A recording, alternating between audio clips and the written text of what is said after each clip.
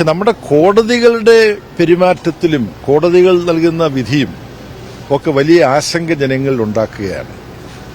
ഇപ്പോൾ ഒരു അതിജീവിതയുടെ ഐഡന്റിറ്റി വെളിപ്പെടുത്തുക എന്നുള്ള കുറ്റം വളരെ ഗൌരവമുള്ളതാണ്. ആ കുറ്റം ചെയ്ത ശ്രീ രാഹുൽ ഈശ്വറിന് ജാമ്യം നിഷേധിച്ച് പോലീസുകാർക്ക് ചോദ്യം ചെയ്യലിന് വിട്ടുകൊടുക്കുന്ന കോടതി നിലപാടും വളരെ ശരിയാണ്.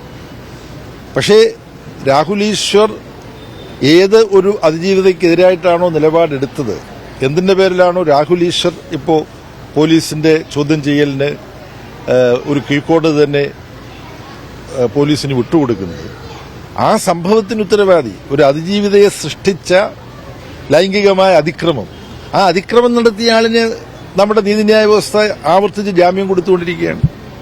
അതുപോലെ തന്നെ നമ്മുടെ കേരളം മുഴുവൻ ഉറ്റുനോക്കിക്കൊണ്ടിരുന്ന നമ്മുടെ ധീരയായ ഒരു ചലച്ചിത്ര താരം, അവർ സ്വയം വെളിപ്പെടുത്തിക്കൊണ്ട് സമൂഹത്തിന്റെ മുമ്പിൽ വന്ന് തനിക്കുണ്ടായ അനുഭവം മറ്റൊരാൾക്കും ഭാവിയിൽ ഉണ്ടാകാതിരിക്കണമെന്ന് പറഞ്ഞുകൊണ്ടാണല്ലോ ഈ കോടതി വ്യവഹാരം നടന്നത്. ആ കോടതിയിൽ ഇപ്പോൾ വന്നിട്ടുള്ള കോടതിയുടെ വിധി കേരളത്തെ ഞെട്ടിച്ചൊരു വിധിയാണ്. സംസ്ഥാന ഗവൺമെന്റ് ഉറച്ച ഒരു സമീപനം, എല്ലാ കുറ്റവാളികൾക്കും ശിക്ഷ കിട്ടാൻ വേണ്ടിയിട്ടുള്ള നീക്കം നടത്തും. തെളിവുകളുടെ അഭാവം എന്നുള്ള വ്യാഖ്യാനത്തിൽ ചില പ്രധാനപ്പെട്ടവർ രക്ഷപ്പെടുത്താൻ നമ്മുടെ നീതിന്യായ സംവിധാനം തയ്യാറായത് കേരളത്തിലെ ഗവൺമെന്റ് അംഗീകരിക്കുന്നില്ല എന്ന ഉറച്ച നിലപാടെടുത്തിട്ടുണ്ട്.